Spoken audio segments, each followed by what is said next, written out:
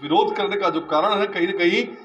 जो उन्होंने कल बयान दिया कि रंग नस्ल भेद के आधार पर, इसका मतलब हम ये माने कि द्रौपदी मुर्मू भी अफ्रीकन लगती है। लेकिन निश्चित रूप से इस पूरे बयान के पीछे कहीं ना कहीं एक बड़ी साजिश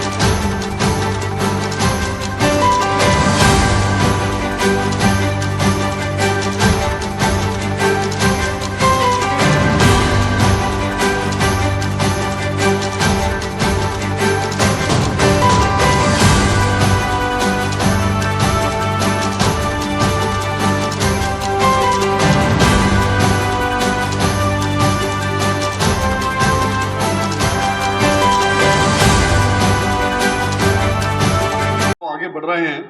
हमारे लोकसभा चुनाव के चरण जिस प्रकार से आगे बढ़ते आ रहे हैं, कांग्रेस की हताशा और उनके नेताओं के जो विवादास्पद बयान हैं वो लगातार हम सबके सामने आ रहे हैं। ये कोई नई बात नहीं है। इतिहास इस बात का गवाह रहा है कि कांग्रेस ने इस देश के आज़ादी के समय से, और जब इस देश का विभाजन हुआ तो निश्चित रूप से उसके पीछे कहीं न कहीं जाति और धर्म के आधार पर जो विभाजन करने की नीति कांग्रेस की रही। जिस प्रकार से फूट डालो राज करो की नीति कांग्रेस ने शुरू से अपनाई है, हमको ध्यान में आता है कि कल ओवरसीज कांग्रेस के अध्यक्ष सैम पित्रोदा, जो कि हमारे कांग्रेस के शहजादे राहुल गांधी जी के गुरु भी कहलाते हैं, उनके द्वारा एक विवादास्पद बयान दिया। और वो विवादास्पद बयान इस प्रकार का था, उन्होंने कहा कि जाति और रंग नस्ल भेद के आधार पर इस देश को विभाजन करने की उन्होंने संज्ञा दी। उनके अपने बयान में जिस प्रकार से उन्होंने कहा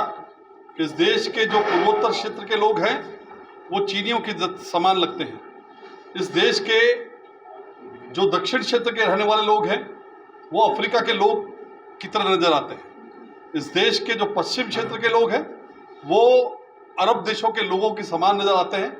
और इस देश के जो मध्य भारत के लोग हैं वो अंग्रेजों के समान नजर आते हैं। इस प्रकार का एक बहुत ही विवादास्पद बयान उन्होंने दिया। और निश्चित रूप से इस देश को, जो कि विविधताओं में भरा हुआ और विविधताओं में अनेकताओं के बीच में एकता का संदेश देने वाला ये देश,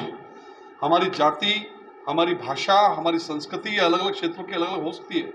लेकिन पूरा ये देश कहीं ना कहीं एक भारत देश के रूप में हमेशा परिभाषित होता आया है। और जब जब आवश्यकता पड़ी है ये पूरा देश एक नज़र आया है, चाहे वो आज़ादी के स्वतंत्रता संग्राम का समय हो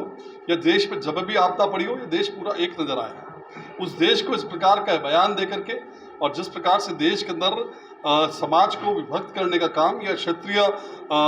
नस्ल भेद के आधार पर जो विभाजित करने का काम जिस प्रकार से उन्होंने कल बयान दिया, निश्चित रूप से निंदनीय है। घोर निंदा इसके उनके इस बयान की जाती है। और जिस प्रकार से ये ठीक उसी प्रकार की बात है कि जब प्रधानमंत्री नरेंद्र मोदी जी ने हमारी सम्मानीय राष्ट्रपति द्रौपदी मुर्मू जी को जब राष्ट्रपति बनाने का निर्णय लिया, तब भी कांग्रेस ने इसका विरोध किया। और वो कल सैम पित्रोदा के इस बयान से स्पष्ट रूप से इस बात का नज़र आता है कि उस समय जो उनका विरोध करने का जो कारण है, कहीं ना कहीं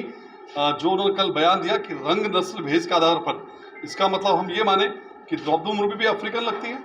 लेकिन निश्चित रूप से इस पूरे बयान के पीछे कहीं ना कहीं एक बड़ी साजिश नज़र आती है। और कांग्रेस के इन नेताओं द्वारा पूर्व के अंदर भी जिस प्रकार के विवादास्पद बयान दिए गए, या कहीं न कहीं जब ये बात करते हैं कि इस देश के अंदर जातिगत गणना की बात की जाती है, तो निश्चित रूप से लगता है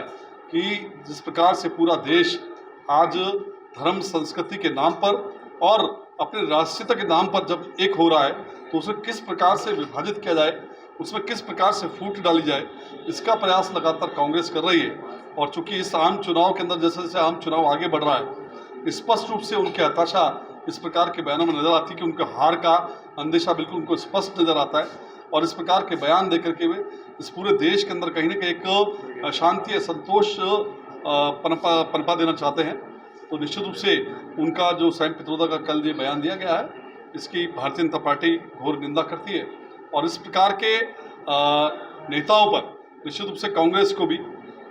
जिस प्रकार से उन्होंने कल कदम उठाया है, लेकिन मुझे लगता है कि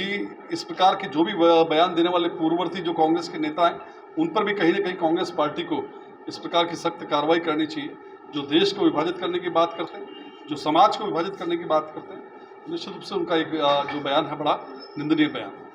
क्या बयान था? सैम पित्रोदा ने कल पॉडकास्ट के अपने इंटरव्यू के अंदर कहा कि इस देश के अंदर जो हमारे पूर्वोत्तर क्षेत्र के लोग जो रहने वाले हैं वो चाइना के लोगों की तरह दिखते हैं, जो दक्षिण भारत के लोग हैं वो अफ्रीका के लोगों के समान दिखते हैं, जो पश्चिमी भारत के लोग हैं वो अरब के समान लगते हैं, और जो मध्य भारत के हमारे लोग हैं वो अंग्रेजों के समान लगते हैं। तो इस प्रकार की जो ये रंग भेद के आधार पर जो उन्होंने एक परिभाषा देने के, भारत के इस देश की परिभाषा देने का प्रयास किया, निश्चित रूप से बड़ा उनका कुत्सित प्रयास है और हम इसकी निंदा करते हैं। अगला